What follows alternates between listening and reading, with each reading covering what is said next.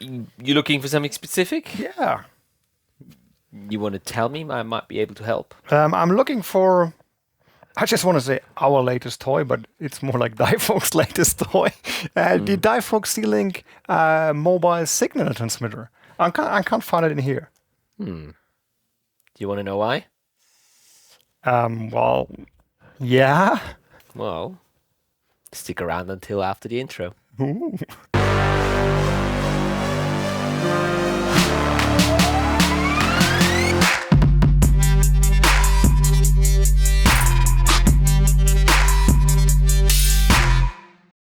Hey there, underwater image makers, and welcome back to another episode of reviewing your underwater films.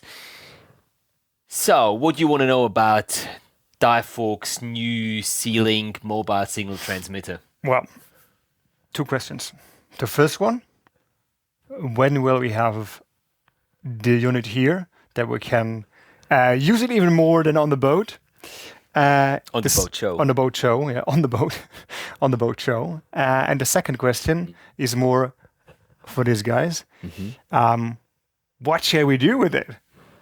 Okay, so if you don't know what we're talking about, then go and check out the video that I'll link down in the video description here, which is actually the world premiere of testing Difox's new C-Link mobile signal transmitter, which we tested at the boat show in Düsseldorf recently in the big dive tank, and we streamed with my iPhone. We streamed for 45 minutes underwater, and that was actually really cool. And you can do that by using that new toy, as Sebastian calls it. I think it's actually a really great piece of just underwater camera equipment, an evolution of underwater camera equipment that makes it financially feasible for a lot of people out there to start streaming underwater.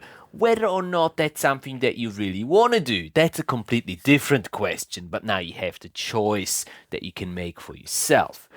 And we've actually been given a unit by Difox at the boat show, which is sitting at Sebastian's place right now, still.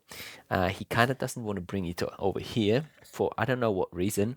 But as soon as we have it here, we're obviously going to be doing stuff with it. Well, we're planning on taking it with us onto our next group trip, which is going to go to Indonesia, Bali, and Komodo. Still have a few spots on there. Again, link down in the video description below if you want to check it out and want to make use of jumping on one of those last available spots. We'll be definitely taking it with us there, and we'll be streaming hopefully from Bali and from Komodo National Park right underneath the surface. So that's quite exciting. But as Sebastian said before, what should we do with it in the meantime while we have it here in Zurich? But let us know. Do you want to see like our favorite spots here in Zurich as a live stream? I don't know. Do you want to see us dance underwater on a live stream? Your imagination has no boundaries. Just let us know in the comment section below, and then depending on how many suggestions we get, we might just draw the one that we're actually going to fulfill. That's actually a really fun thing, right? I'm all in. I know that. Okay, while we talk about Difox, let's also say thank you to Difox as our video and series sponsor here. And as always, you guys will get a 6% discount through the coupon code Matthias Lebo if you use that at checkout at the Difox webshop on any of your purchases that you make on the Difox webshop. So Difox, thank you so much for the sponsorship of the video and series, as well as for giving, supplying our viewership such a great discount on your product. Enough about Difox. What is the topic of today's video? Well, the topic of today's video is reviewing a video. Exactly. And whose video are we reviewing today? We're reviewing a video of Holger Ipsen.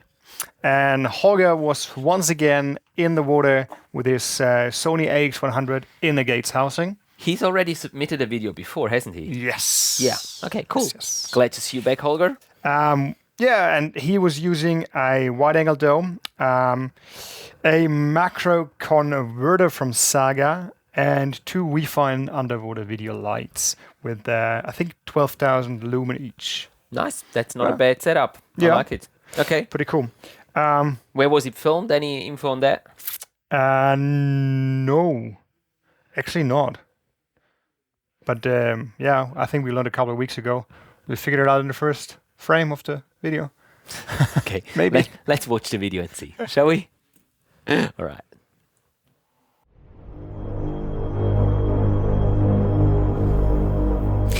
The mystery is solved.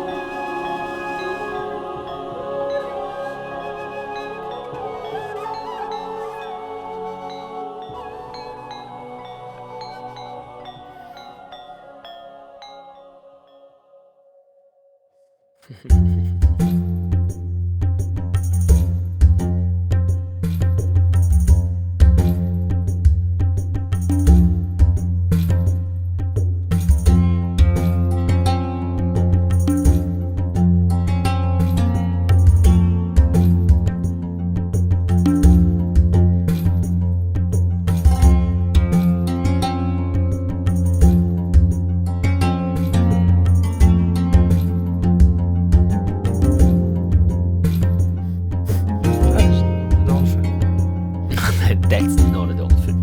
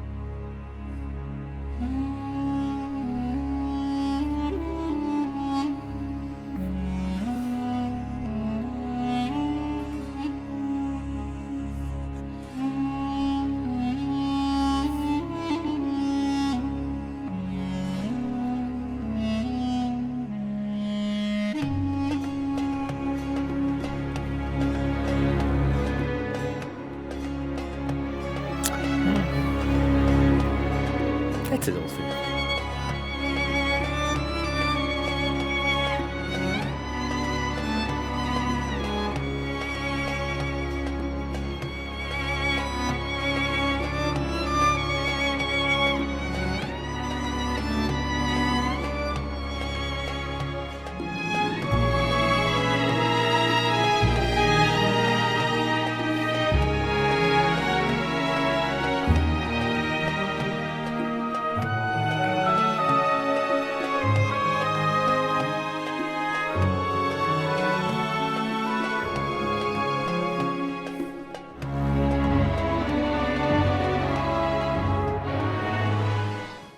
Thank you, Holger, for this submission.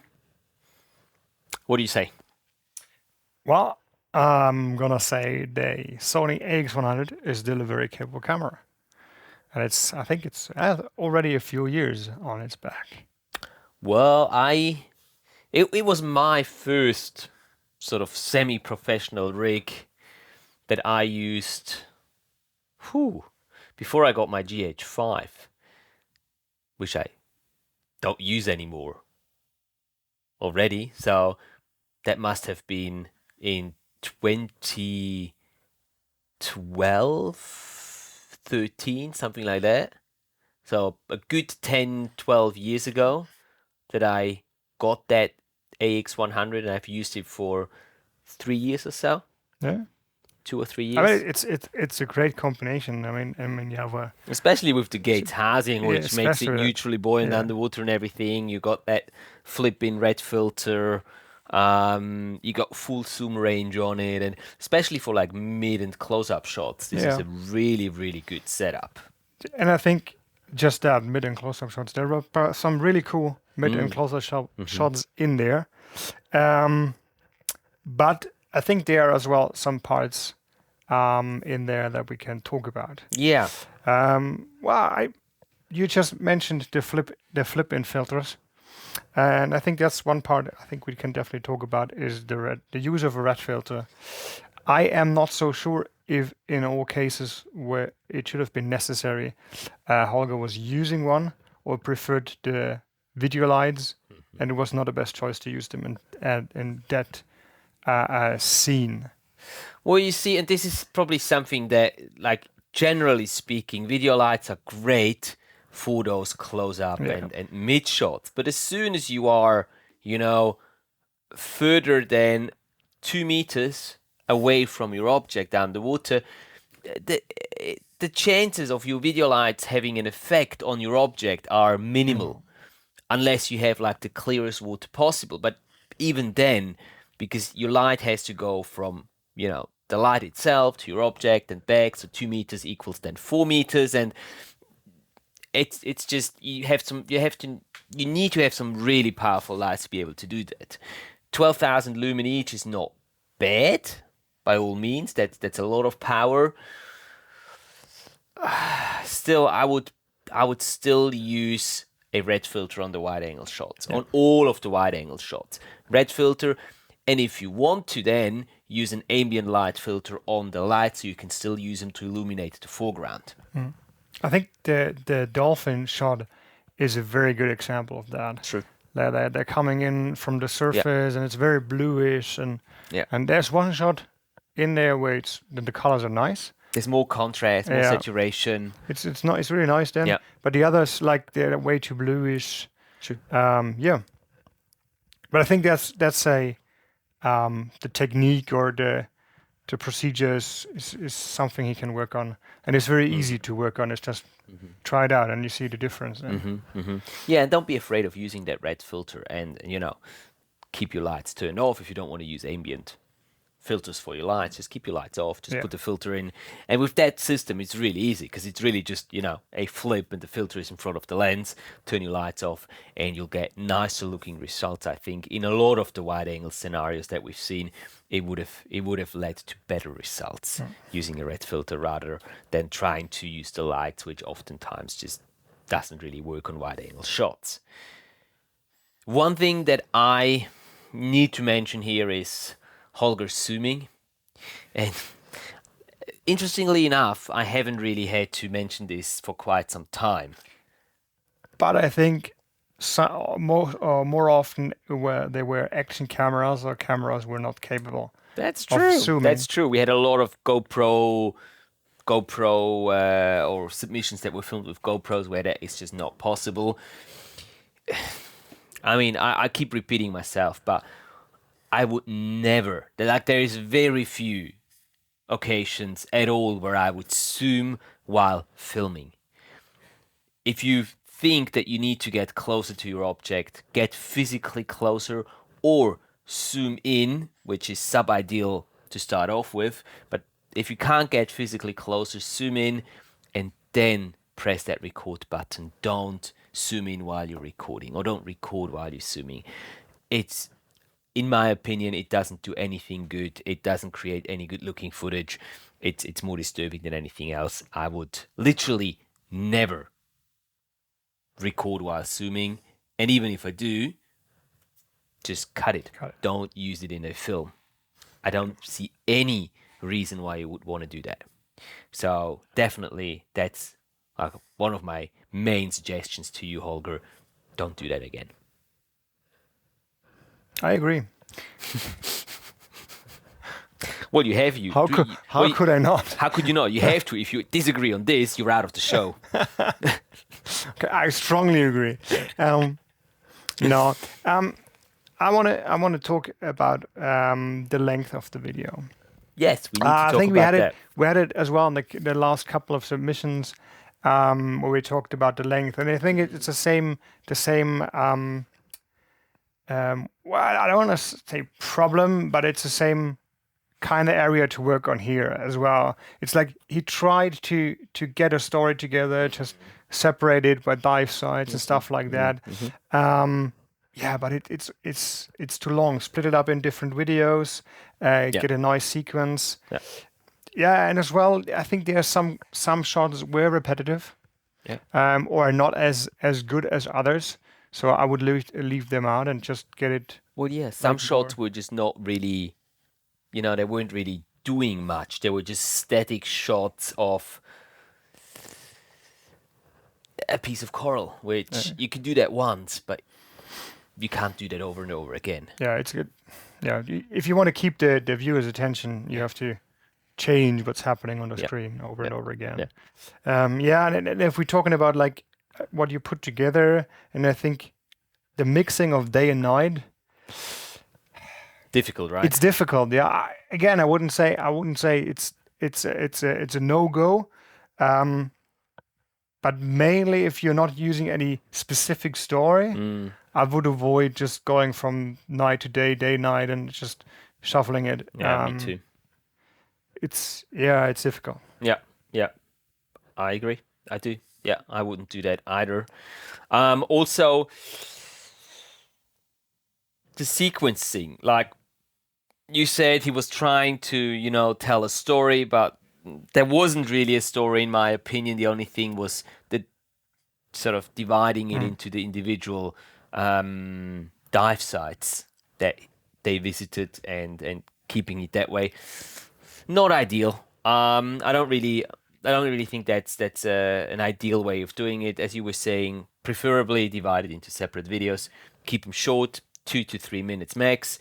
That way you also keep the viewer's attention, and they're more likely to watch the entire video, and you've got more content that you can keep on publishing on the different platforms rather than just being able to publish once. One thing that I've noticed a few times was a focus shifting. And I have to say that with the AX100, you can't really manually focus because it doesn't have that functionality. So you're relying on autofocus. And a few times you would see the focus shifting from like the object that was meant to be in focus, the focus went away and got back. So it was just hunting for focus. If that happens, by all means, just get rid of that sequence. No matter how good it is, if the focus is hunting and you don't get a clear, constant, clean focus on your main object, there's no excuse to use that shot. Just get rid of it. No matter how good it was, just get rid of it. Yeah. Because you can't really use it. And you were talking about again about the Gates housing and the Sony AX100. I was surprised. I found it, for the way the housing is buoyant. I find it sometimes a little bit shaky, the footage. Yeah, I agree. I'm not sure. Well, I don't know if it was a lot of current or anything else was not. Maybe it was off with the video lights. I don't know. But sometimes I think it was a little too shaky. Yeah, I do agree. I think Holger, you can work on the stability of your shots, and that's something that you can quite easily practice by trying to just keep your camera as steady as possible, and a steady shot starts with a steady diver. So put the focus on your personal buoyancy and stability in the water, and that's going to result in more stable looking footage. Just a few tips there. Try to keep your elbows close to your side, so you're giving yourself some extra stabilization. Make sure that you are, as a diver, perfectly buoyant before you start taking any shots. Adjust your buoyancy frequently as you go deeper and shallower, and just be aware of any minor movement to the camera resulting in a larger shake in your final, or in the videos that you're recording. So I'll be a bit more aware of that. I agree. I think that the footage was rather on the shaky side. And if you do end up with shaky footage, you can always, use post-production stabilization to try to get it a little better. Or if you're filming in a higher frame rate, like for example 50p, slow it down to 25p to 50%, which will also give you some extra stabilization that way. That's also a good way of how you can get more stable footage. And I often have a feeling that people misunderstand how they can overcome their own instability. Yeah. Like, because I would say start with a steady shot and try to get as steady as possible, and don't start like, well, I'm not really steady, so I do a moving shot, and then you won't see the shakiness. I think that's wrong, because it's getting even worse if point. you start panning around or moving, because if you're unstable and you're adding movement, like controlled movement to it, it's getting even worse. Yeah, it's not going to make it any better. That's a very good point. I'm not saying that Holger did that like a lot. It's just like it popped in my mind. It was like people often misunderstand. Like, okay, if I'm not getting it stable, I start moving. Yeah, that is a good point. Try to get a stationary shot steady first, and then introduce movement into your shot. Yeah, very good point. Thank you. Anything else? I have one thing about in the post-production process. Yeah. Holger did often cut to the beat, which is, I think, nice, and he actually hit the beat, which is well, also nice. It's also nice, yeah. Not everybody can do that.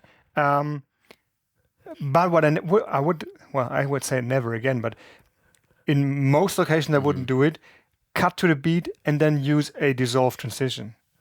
Yeah, it kind of takes away the purpose of cutting to the beat. It's like bum, and then you're still fading. I don't know. It's like no, I do. Don't. It just doesn't make sense. I do. Don't. Why are you doing that? No, you agree. Okay. Yeah, I agree, and I know. Don't. No, I fully agree. All right. You're perfectly right.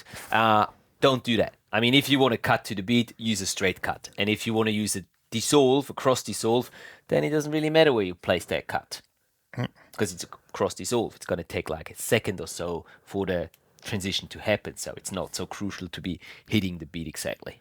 Yeah. Yeah. I'm just checking my list, and I think I have said everything I wanted. I just want to mention one shot, Holger. I liked the very first shot. I think it had a very. You mean the one on land? No, the one in underwater where the diver was lighting. I don't know what he was lighting up. It was very dark and it was lighting up. Oh yeah, that looked really cool. That did, yeah. It was a nice idea.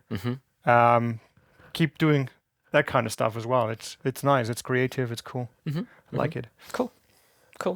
All right. Well, in that case, if you don't have anything else, then I would like to sum up our review for you, Holger. We really enjoyed some of your close-up and mid shots. They are well lit. There's good colors in them. The focus sits where it should be. So this is really your strong suit, the mid shots and the close-up shots that we've seen in this film. Stuff that you should be working on. We think you should be working on the length of your video. 17 minutes is just a little on the long side. Cut it up into smaller pieces, and maybe just into like individual dive site pieces.